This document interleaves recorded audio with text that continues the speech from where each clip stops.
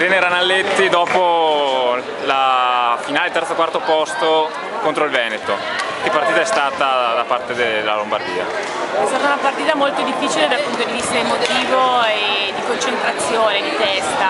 Recuperare i ragazzi dopo mezz'oretta di aver appena perso la possibilità di accedere alla finale solo per 2 punti è stato difficilissimo. I ragazzi erano molto tristi, sconsolati, hanno lavorato tanto in collegiale per arrivare a questo punto e io credo che il grosso lavoro che è stato fatto in collegiale si è visto poi nel secondo set, quando tenendo i denti stretti, insomma lavorando, hanno punto a punto erano lì fino alla fine. Un po' amareggiati e sicuramente molto stanchi, ecco, tutto qua. Vuoi provare a dare un voto?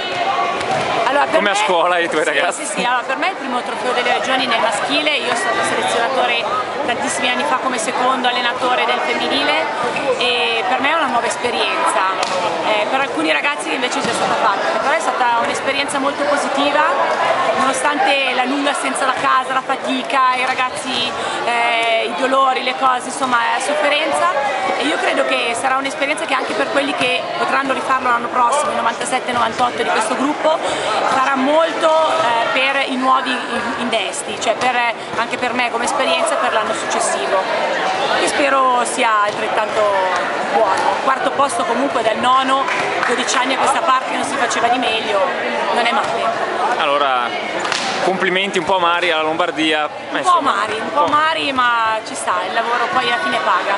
Perfetto, allora grazie Irene Grazie e a te. buon proseguimento. Grazie, ciao.